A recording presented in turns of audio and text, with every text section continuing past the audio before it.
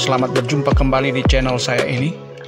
Untuk teman-teman yang belum subscribe, silakan subscribe agar teman-teman selalu memperoleh informasi yang akurat dan aktual dari saya. Selamat mengikuti.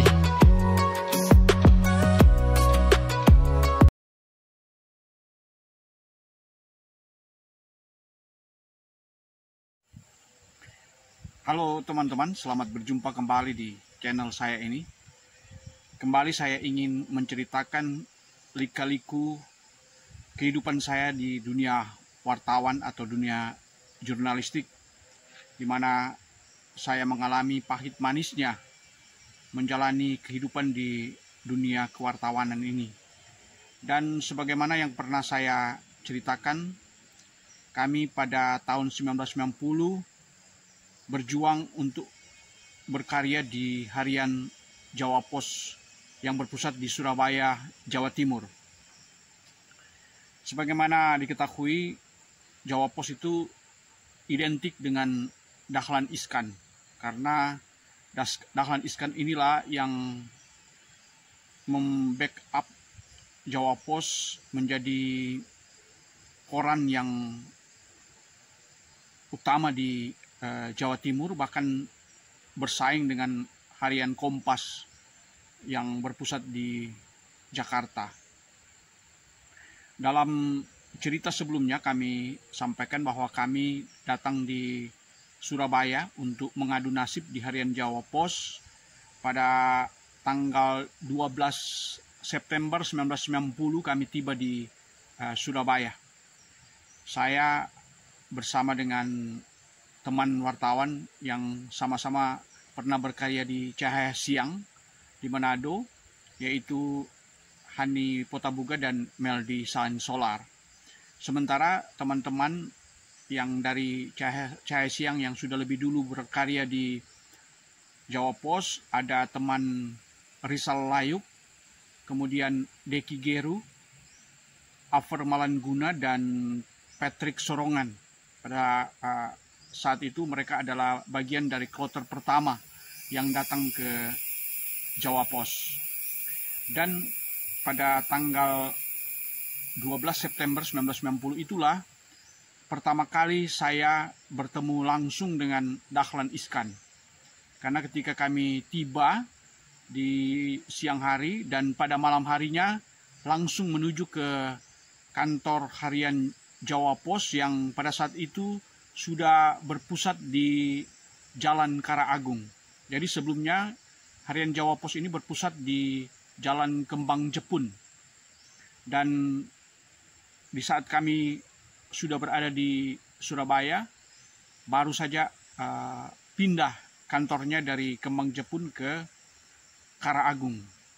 Dan suatu peristiwa bersejarah itu terjadi dalam suatu kenyataan yang benar-benar mengharukan bagi kami, karena itu adalah bagian dari impian kami. Saya sampaikan bahwa mengapa saya bermimpi untuk menjadi wartawan Jawa Pos, karena sewaktu berada di Manado, ketika saya membaca harian Jawa Pos ini, saya tinggal di Winangun Manado, di mana tante saya sering membawa koran-koran. Dan salah satu koran, karena dia bekerja di kantor gubernur, Tante Isye ini, kemudian dia membawa beberapa koran, diantaranya ada harian Jawa Pos. Dan saya sangat tertarik dengan penampilan dan isi dari harian Jawa Pos ini, dan saya bermimpi apakah saya suatu saat nanti bisa menjadi wartawan Jawa Pos. Dan itulah yang menjadi kenyataan, mimpi yang menjadi kenyataan, di mana pada akhirnya saya bisa berkarya di harian Jawa Pos mulai tanggal 12 September tahun 1990. Kami mengawali perjuangan kami dengan percakapan yang cukup mengharukan dengan Dahlan Iskan pada saat itu. Dia banyak menceritakan berbagai hal yang terkait dengan bagaimana kami harus berjuang untuk boleh menjadi wartawan di harian Jawa Pos.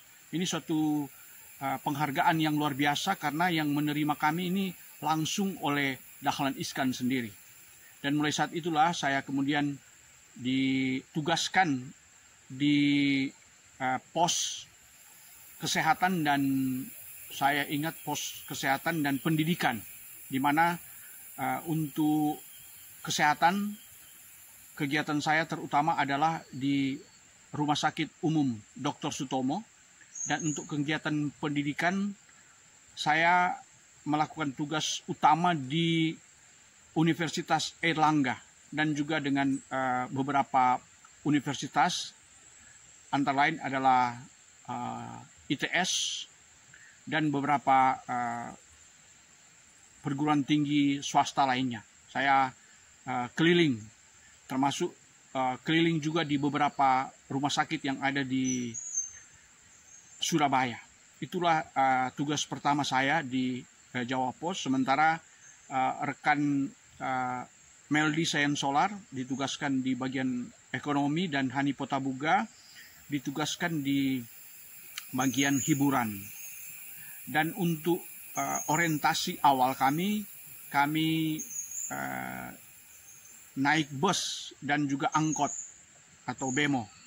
Jadi kami keliling-keliling Surabaya dengan menggunakan bus, baik patas maupun juga bis kota yang mengelilingi Surabaya. Dan saya teringat lagu Frankie and Jane yang saya sangat senang, karena lagu di Surabaya itu, Surabaya yang panas itu, saya sudah menikmati. Padahal lagu itu adalah lagu yang saya nikmati di masa saya masih kecil, dan saya bermimpi suatu saat juga nanti akan ada mungkin di Surabaya dan menikmati panasnya Surabaya dan ada di bis kota. Itulah mimpi-mimpi yang menjadi kenyataan. Dan suatu hal yang dapat saya catat di sini bahwa Dahlan Iskan memberikan kesempatan seluas-luasnya bagi kami untuk berkarya. Dan itulah kenyataan yang saya hadapi, di mana rekan-rekan juga yang ada di Jawa Pos sangat welcome dengan keberadaan kami. Dan mulai saat itulah begitu bangganya kami karena bisa berkarya di harian yang cukup besar dan boleh belajar banyak hal tentang jurnalistik. Dan dalam berbagai karya yang saya sudah tulis di Jawa Pos mendapatkan apresiasi yang luar biasa, baik di kalangan para redaktur maupun juga para pembaca, karena saya melihat bahwa mereka sangat senang dengan berita-berita dan tulisan-tulisan kami. Dan saya tidak lupa di masa saya masuk di Jawa Pos, yang menjadi redaktur saya adalah Pak Sudirman. Kami memanggil dengan Dirman, Pak Dirman. Kemudian berganti dengan Pak Solihin. Kemudian juga Ali Murtadlo. Ini nama-nama yang kami ingat karena mereka menjadi redaktur kami. Solihin dan Ali Murtadlo kemudian menjadi pemimpin redaksi. Dan di halaman 1 ada Pak Margiono. Pak Margiono inilah kemudian menjadi ketua PWI Pusat. Dan juga ada Pak Siraj, dan kemudian ada Nani Wijaya. Ini nama-nama yang melekat di hati kami karena mereka lah yang menggodok kami untuk menjadi wartawan profesional.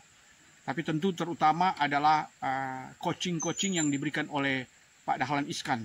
Dia selalu mencermati dan menganalisa dan memberikan arahan-arahan bagaimana menjadi wartawan yang baik. Dan sekali lagi saya berterima kasih karena Jawa Pos pernah memberikan kesempatan kepada saya dan teman-teman dari Manado untuk berkarya di harian yang sangat dikenal pada saat itu. Dan selanjutnya saya akan nanti ceritakan beberapa pengalaman yang saya alami di harian Jawa Pos selama saya berkarya di harian ini. Terima kasih dan sampai jumpa dalam cerita selanjutnya. Oke.